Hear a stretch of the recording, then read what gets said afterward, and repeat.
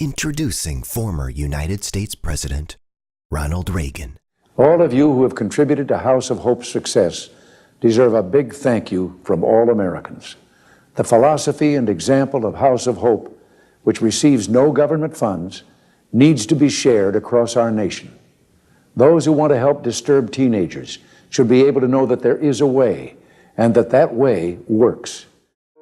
The average child at House of Hope has 2 house parents. I went through 14 house parents. 14. The average child here has 2 counselors. 4 different counselors. You guys can't handle me. People just come and go, they can't handle it. The average child has about 4 drops in their journey with us. I was dropped on a face freeze 23 times. I did not play games. My first day here, I argued the Constitution, put oranges in everyone's tailpipe with a car, hoping the exhaust would blow out their engine. I short out the electricity on the entire property.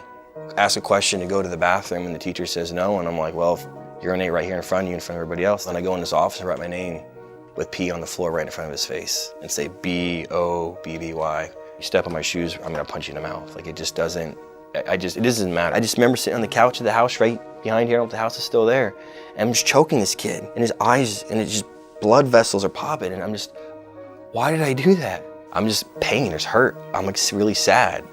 Trying to follow the rules, Miss, I'm really, Bobby, do your schoolwork. So Liz, I'm really sad right now. Bobby, do your schoolwork. And it's just boiling, and I'm at my desk, and I'm just like, wham!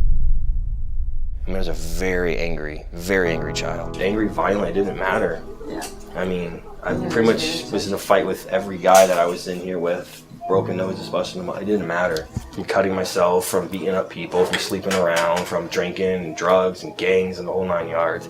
I had 3 different fathers. One beat me, one I didn't know. So my stepdad at 10 left us. Was abusive physically, mentally. My friends remember and tell me stories. Screwdrivers beating us across the head, choking us, throwing us against walls. And then my adopted dad, I found out, isn't really my real dad. So my biological father at 15, I'm like, well, who is he? What does he look like? Do I know him? And so at that point, I was not very nice to my mom. You can imagine. I yelled, I cussed, I screamed, I hit, I fought. So how do you shorten that time to meet Jesus with someone who's so unruly?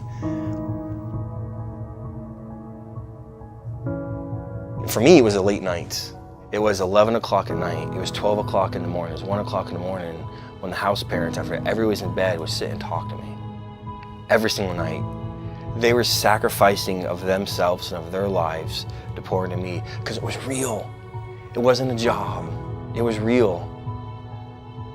They weren't like, oh, because you messed up, we're doing all this bad stuff to try to change your behavior. It's Miss Connie. Yes, you have 35 minutes of counseling a day, but you need an hour and a half. You need 2 hours. I love you. It's when people would go up and beyond and sacrifice of themselves to really pour into me because they cared. So I recognize the volunteers. I think of Ken Shoemaker. I'll often think of him like, what's he doing right now? You know what I mean? Just 20 years later, what's Kent Shoemaker doing? Where is he at? Because I think he had a fruit business, and I want to do business. Like, what would he do? And so, in my life, because I don't have anybody to go to, I have to imagine the volunteers and the financial donors of House of Hope when I was here. I think of Walt Malone. I'm like, what would he do? I don't know him really well, but I meet these people once or twice at House of Hope, and here it is 20 years later, I'm trying to live my life, and I'm thinking, what would they do? How would they handle this situation? It's like the Miss Shoemaker, not afraid to take thugs in her car. You know what I mean? That's a big deal to me. Going to Betsy Nicholson's house, and I'm like, wow, I'm riding Tiger Woods' jet ski right now. Like, who am I? I've hurt a lot of people. I don't deserve that kindness and that generosity. I don't deserve that kind of love. And then people are like, well, why does that really matter? I'm like, because it's love and acceptance. And when it's real love and acceptance, it makes a huge, powerful difference.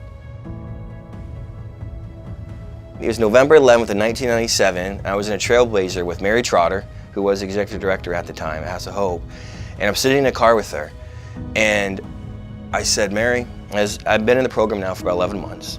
And I looked at her and I'm like, Mary, if this Jesus is real that you're talking about, if he really can help me, then what prayer should I pray to get on this thing? Because I want to get out of this program, I want to get on with my life. I mean, I've been here almost a year now. Like, if this Jesus is real? So it took almost 11 months for me to like finally buy into, believe, trust, really see the value in what this Jesus everybody talked about.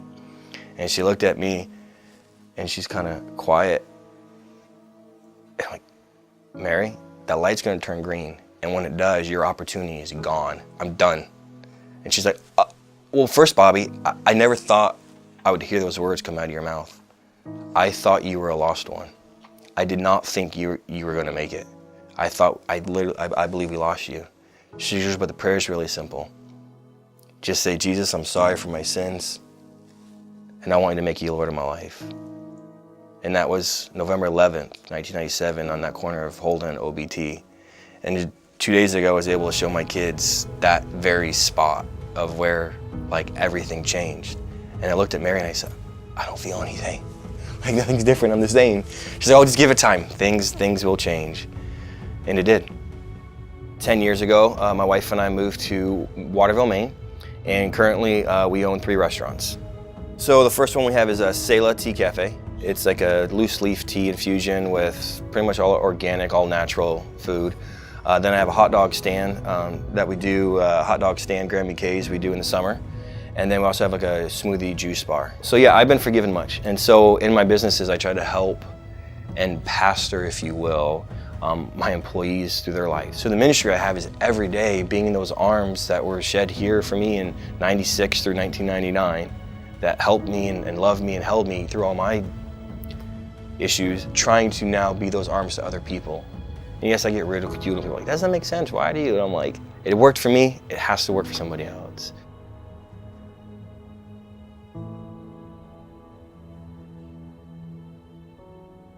God is real, and that's what they're trying to show us. They're trying to show us that God is real and He wants to heal us. And how can I take that small piece of time here and then make that a part of my life forever?